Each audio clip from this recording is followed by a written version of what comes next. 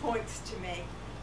I think that my basic point is that there seems to be a lot of jealousy within the arts world instead of people all working together. And I see that as a big deterrent to making us come in touch with what my husband Darwin has named the great mass of disinterested. And it seems to me like we can only affect those people outside of the arts community if we come together as an arts community and have a united front. So I see that there is not enough collaboration. And that's one of the reasons why the Movers and Shakers show was so important. Just to get those people all in one room together, I thought was a vital thing to have happen. There's also the idea amongst artists that somehow galleries should rescue them.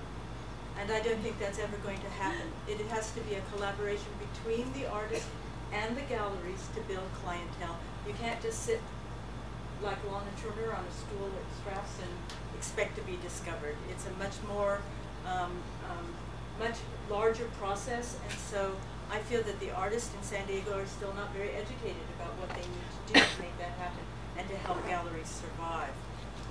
And that's one of the responsibilities, I think, of art associations, and I don't think that they're doing a good enough job about that, and I think it is really critical that the universities aren't doing anything at all to educate artists about marketing either.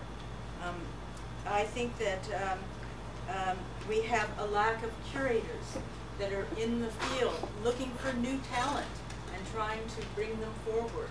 I think that's would make a huge difference. I think that I've seen from my position at the San Diego Visual Arts Network what a huge body of talent we actually have here. And so we need that curatorialship to bring that forward.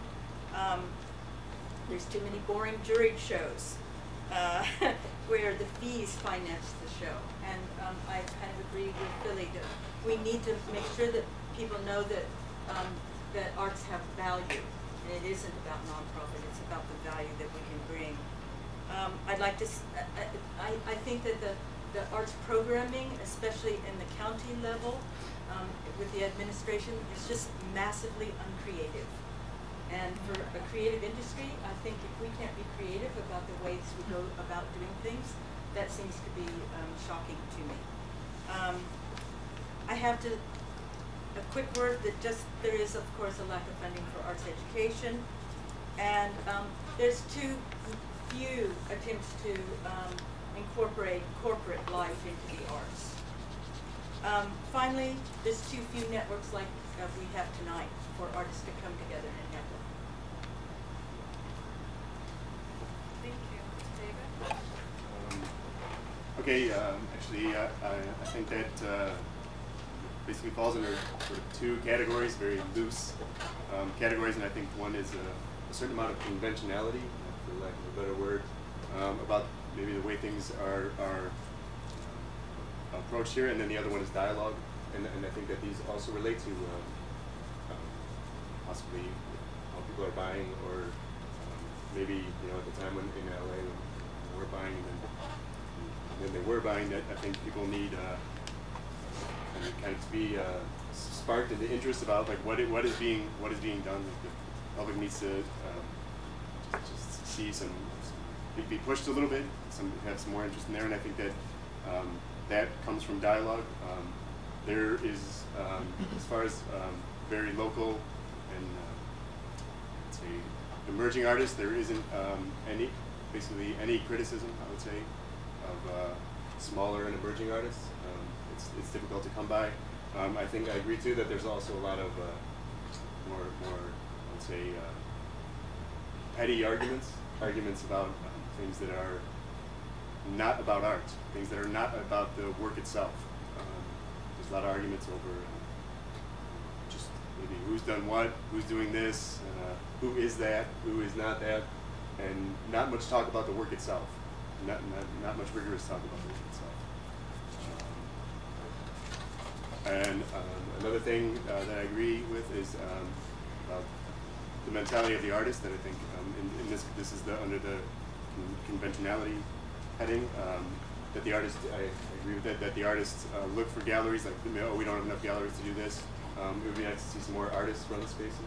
It'd be nice to see artists just maybe seeing that as an opportunity instead of saying, I mean, it is done, but I mean, to artists to see that as an opportunity, if there isn't a gallery, maybe we can try something else. Maybe we can use that to our advantage and come up with something new out of these restrictions.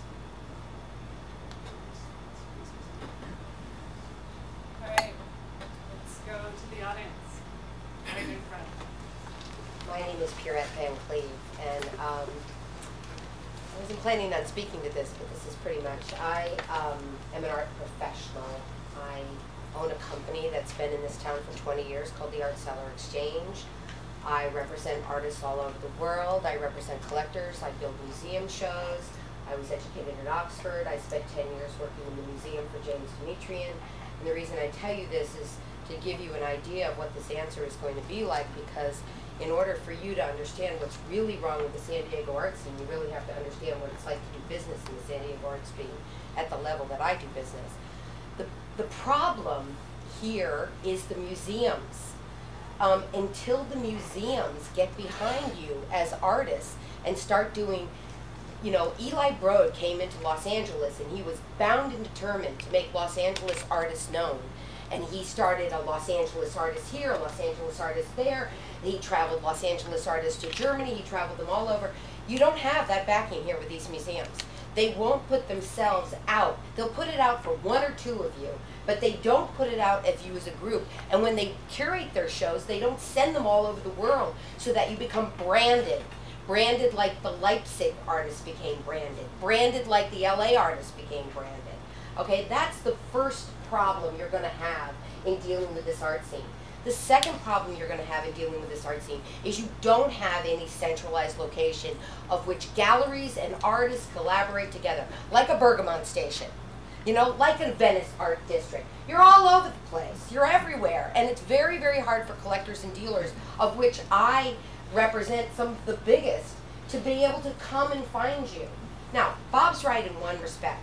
I have a very big collector spend millions of dollars with me. He wanted me to take him down to Miami to Art Basel, to find him art, to do this, to do that. He ended up buying a work of art in Miami that he could have bought a block from India Street at Luis Jesus Gallery, because he had this perception that it was better somewhere else. And the reason he thought it was better somewhere else is because the way they brand everything out there. They brand it if you're at Art Basel. They brand it in LA. They brand the, you know, the Hudson River School. They have a brand. You don't have a brand here. Your museums aren't giving you one. You're not forcing them into it. They're not branding you. And so what they're doing is they're nitpicking out the this one, the Raul Guerra, the this one, the that one, and not giving you an all-over brand as artists, which is what you should demand and what you should work towards doing, and an arts area. So that's all I have to say on that.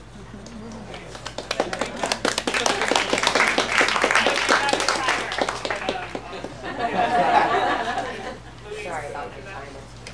Hello, my name is Luis Duarte. I'm founder of the new open gallery in Tijuana, La Casa del Túnel. And I would like to give you my opinion on what is wrong with the scene in San Diego.